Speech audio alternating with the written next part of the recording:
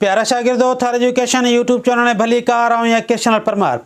अॻे वीडियो में असां सिंधी ॿिएं किताब जे सबक 20 जी मश्क कई हुईसीं। अॼु असां जेको सबक पढ़ण वञी रहिया आहियूं उहो सबक आहे सिंध जी ॿियो नंबर मशहूरु ढंढ कींझर ढंढ जो सैर।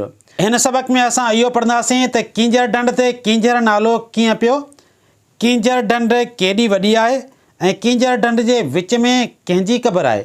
अचो सबक पढ़ूं।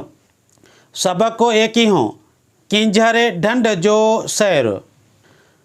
असांजे स्कूल जे ॿारनि खे हर साल कंहिं मशहूरु हंध जो सैर करायो वेंदो आहे। हिन दफ़े असां गॾिजी कींझर ढंढ घुमण जो प्रोग्राम ठाहियो। आचर जे ॾींहुं सभई शागिर्द स्कूल में सवेर पहुची विया। बस आई त उस्ताद शागिर्दनि खे हिदायत कई त सभु शागिर्द क़तार ठाहे बस में चढ़ो। जॾहिं शागिर्द ऐं उस्ताद बस में वेठा त बस कींझर तरफ़ रवानी थी। शहज़ाद शागिर्द जो नालो आहे, पुछे थो साईं कींझर ढंढ ते इहो नालो कीअं पियो? उस्ताद चवे थो चवनि था त कींझर नाले हिकु मुहाणो हो जेको उते रहंदो हो। संदसि नाले जे पुठियां हिन ढंढ ते इहो नालो पइजी वियो। हीअ ढंढ ठटे ज़िले में आहे। नईम शागिर्द जो नालो आहे, साईं ही नंढियुनि टकरियुनि जे विच में कहिड़ो शहर आहे? उस्ताद ॿारो इहो सिंध जो हिकु तारीख़ी शहर झिरक आहे। बस अॻिते हली त हिकु वॾो क़ब्रिस्तान ॾिसण में आयो। उस्ताद ॿुधायो त ही सोंडा जो क़ब्रिस्तान आहे। सोरठ शागिर्दयाणी जो नालो आहे, पुछे थी साईं इहे वण कहिड़े शहर जा पिया ॾिसजनि? उस्ताद इहे वण कींझर ढंढ जा आहिनि। मूमल शागिर्दयाणी जो नालो आहे, हिते त रुॻो पाणी ई पाणी आहे। उस्ताद हा हीअ ढंढ सिंध जी मिठे पाणीअ जी ॿियो नंबर वॾी ढंढ आहे। कींझर ते पहुची उस्ताद असां सभिनी लाइ टिकेट वरिती ऐं असां कींझर ढंढ जे बंद ते अची पहुतासीं।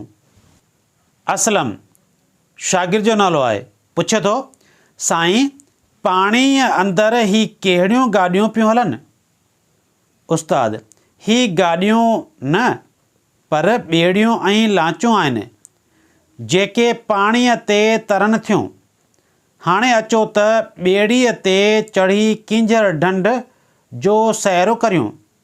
उस्ताद ॿुधायो त हीअ ढंढ 6 किलोमीटर वेकिरी ऐं 24 किलोमीटर डिघी आहे। कराची शहर खे पीअण जो पाणी बि हिन ढंढ मां मिले थो। कींझर ढंढ जे विच में साम्हूं हिकु क़बर आहे। इहा चवनि था त सिंध जी नूरी निमाणीअ जी क़बर आहे।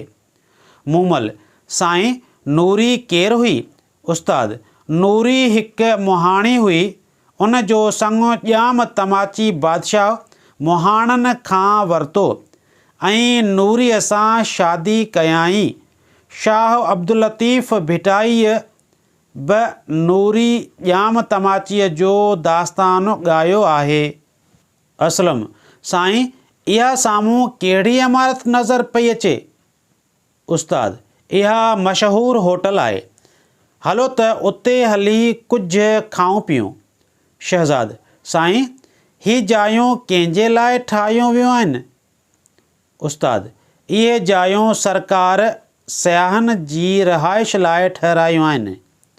ॿारो हाणे शाम थी चुकी आहे, बस में वेहो त पंहिंजे शहर ॾांहुं हलूं। प्यारा शागिर्दो अॼु असां सिंधी ॿिएं किताब जो सबक एकूं पढ़ियो आहे। ईंदड़ वीडियो में असां हिन सबक जे लफ़्ज़नि जी मानी ऐं मश्क कंदासीं। अॼु जी मुंहिंजी ठाहियल वीडियो तव्हांखे कीअं लॻी?